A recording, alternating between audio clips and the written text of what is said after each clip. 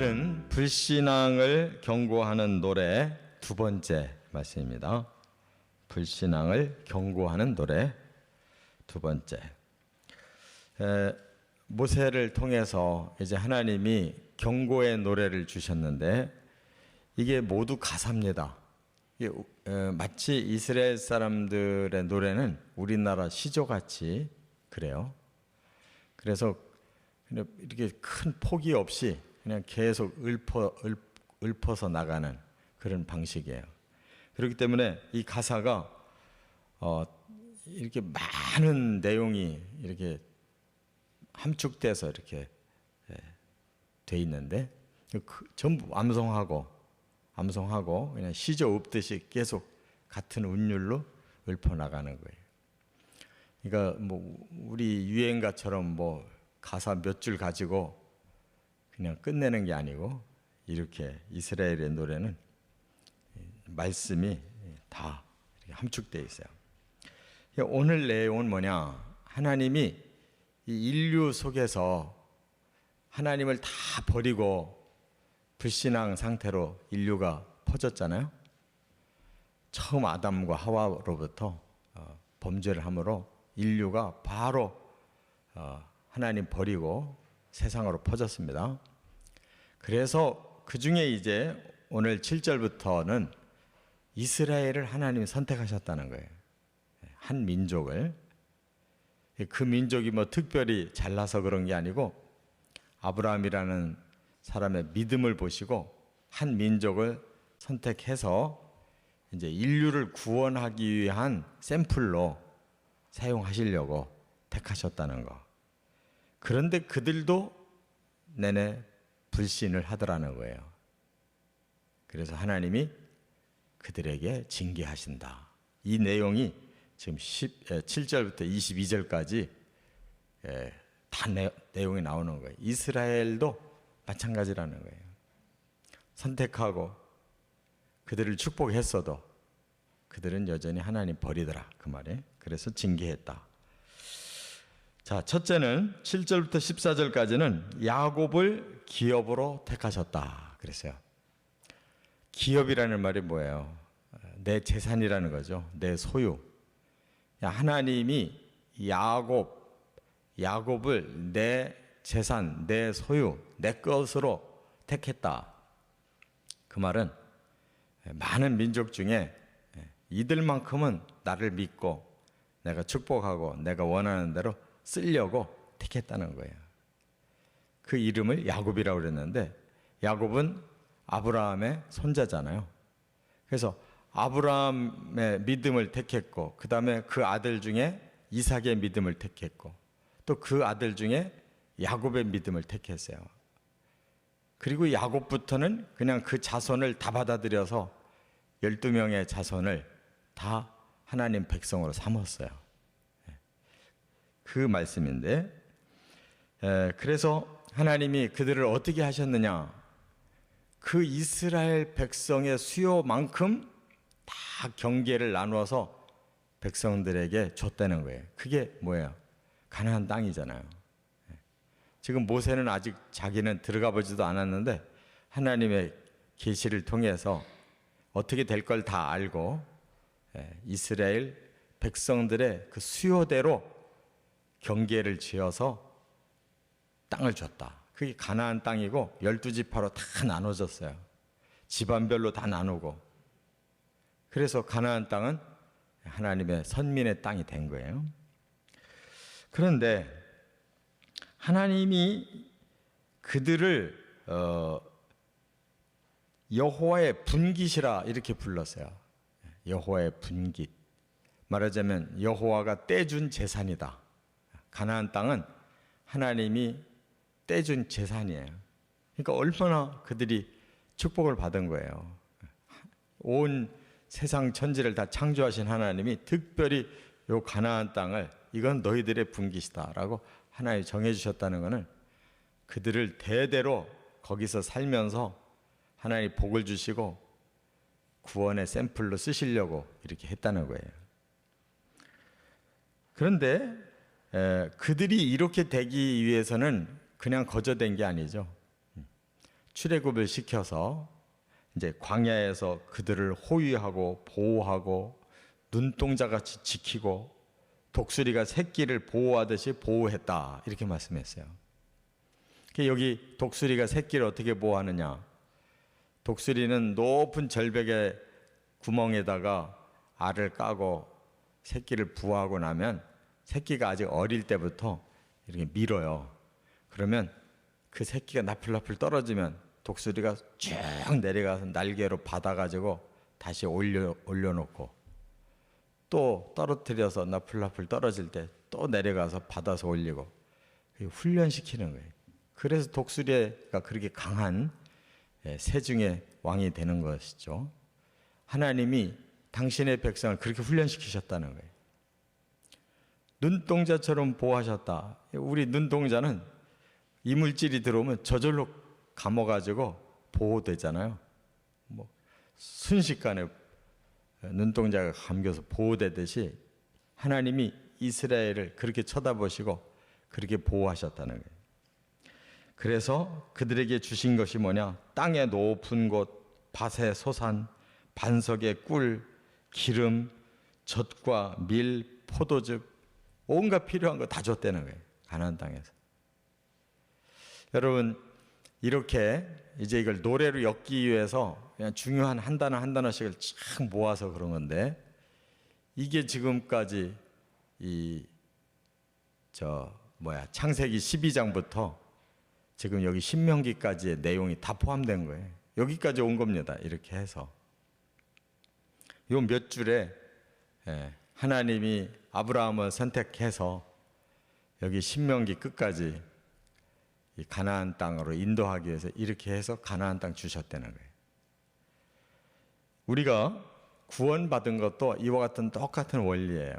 이 세상이 전부 악해서 하나님을 버렸고, 하나님도 이제 그들에게는 가능성이 없기 때문에 하나님이 복음을 주시고, 반응하는 자들, 믿음으로 반응하는 자들만 이렇게 골라서 그들을 선민으로 삼고 이렇게 사랑하시고 축복하시고 그들을 구원해 내신다. 이게 바로 하나님의 계획이에요.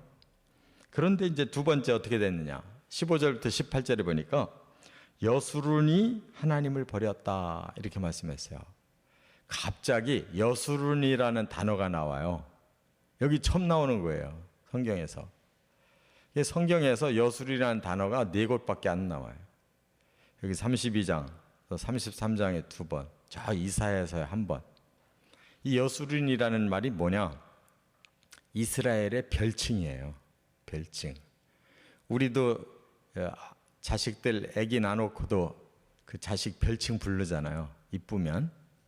그와 똑같아요. 하나님이 이스라엘을 이뻐서 불러준 별명이 여수룬이에요. 이 말이 의롭게 된 자라는 뜻이에요. 선민. 그런데 여수룬이 하나님을 버렸대요. 이렇게 애지중지해서 이스라엘을, 땅 한 평 없는 자들을 믿음만 보고 선택해서 600여 년 만에 그들을 가나안 땅까지 딱 인도해 줬다는 거예요. 그랬더니 가나안 땅에 들어가더니 그들이 하나님을 버렸대요. 어떻게 버렸나 보세요. 그들에게는 기름지고 살찌고 비대해지고 윤택해지니까 자기를 지으신 하나님을 버리고 그랬어요. 그러니까 왜 사람들이 하나님 버리냐면, 육적인 것이 풍성해지면요, 영적인 것이 관심이 없어져요. 막혀요.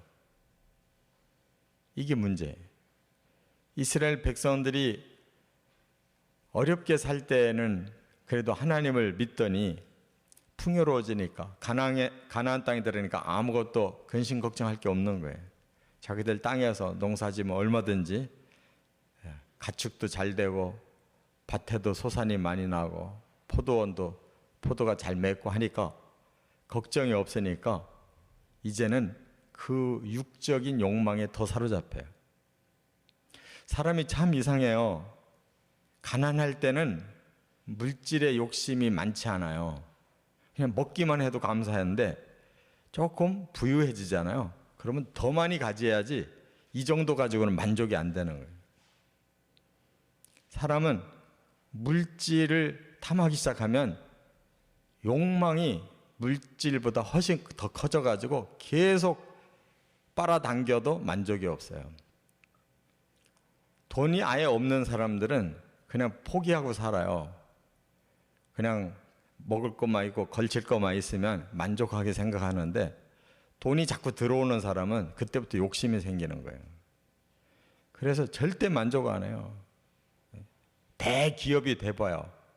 더 많이 긁어모으는 방법으로 별별 수단 방법을 가리질 않고 그렇게 비리를 저질러서라도 더 큰 기업을 만들려고 그러지, 이제 이 정도 벌었으니까 나눠줘야지 하는 기업 한 기업도 없어요. 이스라엘이 바로 거기에 말려드는 거예요. 육의 욕망에 사로잡혀서 다른 신을 섬기기 시작했다고 그랬어요. 왜? 그 신들은 전부 세상 복을 주니까. 이 땅의 모든 우상들은 다 세상 복을 외쳐요. 천국 가라 소리를 안 해요. 고급 종교만 다음 세계를 말하지, 저속한 종교들은 다음 세계를 말하지 않아요. 이 땅에서 어떻게 해야, 그래서 날마다 뭐 이 길로 가라 저 길로 가라, 그래야 뭐 좋은 사람 만나고 뭐 운수가 대통하고 이런 소리만 하지, 너 바르게 살아가지고 다음 세계에 가라 그런 얘기하는 고급 종교는 드물잖아요. 이렇게 이스라엘이 그 가나안 땅에 들어가서 가나안 땅의 우상들에게 사로잡힌 거예요. 그래서 하나님을 지금 떠나고 이렇게 하나님으로 하여금 질투를 일으켰다고 그랬어요. 내 자식이다 생각하고 복을 줬더니만은 다른 신을 섬기기 시작한 거예요. 그래서 그들이 귀신을 섬겼다 그랬어요. 그래서 하나님이 질투하고 진노하게 만들었다 그랬어요. 질투는 사랑이 남아있다는 뜻이에요. 하나님 결코 이스라엘 포기하지 않으십니다. 질투하시고, 그래서 진노, 화가 나는 거예요. 세 번째는 여기 19절부터 22절에 여호와께서 미워하셨다 이렇게 표현을 했어요. 이게 다 시적인 표현입니다. 야곱을 기업으로 택하셨다. 여수르니 하나님을 버렸다. 여호와께서 미워하셨다. 이게 다 시적인 표현이에요. 미워하셨다고 그랬어요. 미워하셨다. 왜냐하면 사랑했기 때문에 그들이 배신하니까 미움이 생기셨다는 거예요. 그래서 하나님을 경노하게 하셨대. 경노하게 했대요. 그래서 하나님이 행하신 게 뭐냐? 여기 보니까 얼굴을 숨기신다 그랬어요. 하나님이 그들 안 보겠다는 거예요. 지금까지는 항상 그 얼굴을 이스라엘 향해서 드시고 복 주시고, 민수기 6장의 그 축도가 그거예요. 얼굴을 자기 백성들을 향하시고 복을 주시기를 원한다고 그랬는데, 이제는 얼굴을 숨기시겠대요. 그러면 대신 뭐가 나가겠어요? 징계가 나가는 거죠. 그래서 너희는 심히 패역한 세대다. 너희는 진실이 없는 자녀들이다. 우상으로 질투하게 하고 진노하게 하고, 그래서 하나님 이제는 반대로 하겠대요. 다른 백성들을 보고 너희들이 시기 나게 하겠다. 다른 백성들이 보고 너희들이 분노하게 하겠다 그랬어요. 그 말은 뭐예요? 다른 자들을 사랑하겠다는 거예요. 다른 자들을. 그러면 너희들은 그때 이제 시기가 나고 분노가 날 거다. 이스라엘 역사가 그렇게 거꾸러진 거예요. 이방 땅으로 복음이 들어오고 이방 땅에 하나님을 경외하는 교회들이 생기고, 이스라엘은 1900년 동안 계속 그렇게 고난을 당하게 된 거예요. 그래서 분노의 불은 스올의 깊은 곳까지 들어가게 하겠다 그랬어요. 이 스올이라는 말이 이 감옥, 영적인 감옥을 말해요. 음부.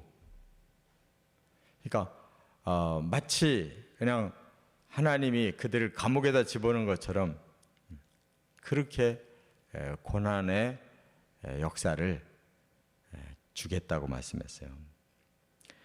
땅과 소산을 삼키고 산도 삼키고 불태워버리겠다. 이스라엘이 완전히 패배를 당해서 그 가졌던 소유들이 다 사라지게 하겠다. 그렇게 됐잖아요.